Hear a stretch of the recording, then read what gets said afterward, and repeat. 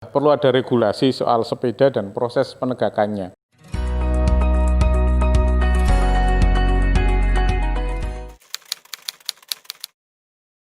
Assalamualaikum warahmatullahi wabarakatuh. Nama saya Dunuanus Gulamanar. Saya bekerja pada Departemen Politik dan Pemerintahan Universitas Diponegoro. Kaitannya dengan lajur sepeda yang sekarang ini menjadi pembicaraan cukup penting di Kota Semarang. Hal ini sangat penting untuk direalisasikan. Tentu proses realisasi itu membutuhkan buah pikir dari masing-masing pihak. Karena ketika kita bicara soal lajur sepeda, kita bicara soal ruang publik. Di dalam ruang publik itu banyak sekali kepentingan-kepentingan yang saling bertemu dan kadang saling bertentangan. Oleh karena itu, pembahasan untuk menciptakan lajur sepeda di Kota Semarang perlu dibahas secara teliti dan seksama oleh para pihak sehingga akan membuat nyaman semua pihak, baik pesepeda maupun pihak-pihak lain yang tidak menggunakan sepeda. Kita tentu berpikir bahwa Kota Semarang ini menjadi ramah dan nyaman bagi semua, termasuk bagi para pesepeda.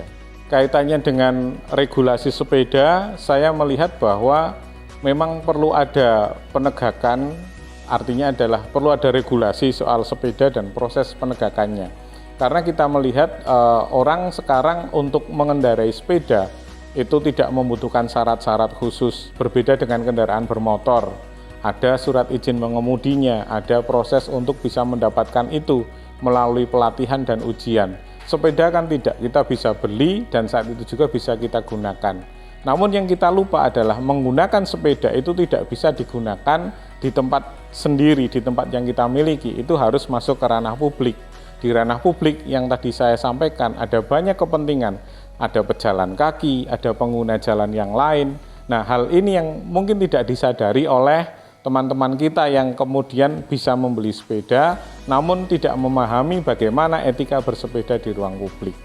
Jadi menurut saya aturan-aturan yang nantinya mungkin akan diadakan atau diselenggarakan, selain kita berbicara masalah infrastruktur berupa lajur, berupa rambu, berupa tanda-tanda atau kebijakan-kebijakan pengelolaan, yang kedua dan yang sangat penting adalah berkaitan dengan kultur atau budaya. Budaya pesepeda, budaya masyarakat terhadap pesepeda juga perlu kita bangun. Sehingga orang bersepeda itu menjadi nyaman, orang yang tidak bersepeda juga menjadi nyaman. Jangan sampai kemudian ada konflik antara mereka yang bersepeda dengan yang tidak bersepeda, baik yang menggunakan kendaraan bermotor maupun pejalan kaki.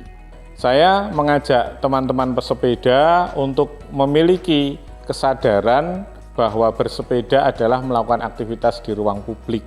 Sama halnya ketika kita bergaul di ruang publik itu ada etika, ada sopan santun, ada tata krama, dan juga ada aturan formal yang dibuat oleh negara. Agar kita bisa bersepeda dengan aman dan nyaman, mari kita perhatikan tadi, etika, tata krama, sopan santun, dan aturan yang ada. Ketika kita melewati lampu lalu lintas, ketika lampu lalu lintas menyala merah, ya kita harus berhenti karena kita adalah pengguna atau pemakai jalan sama dengan yang lain. Dan ini akan menimbulkan rasa nyaman bagi semua pengguna jalan.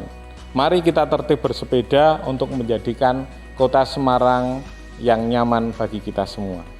Demikian yang bisa saya sampaikan, mudah-mudahan bersepeda membuat kita sehat di tengah pandemik ini, tetap sehat, tetap bersemangat, dan yang lebih penting, Kota Semarang ini menjadi semakin nyaman dan aman untuk kita tinggali dan beraktivitas sehari-hari.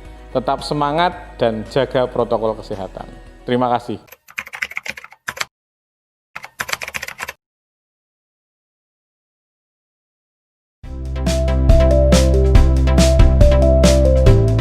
Jangan lupa subscribe ya.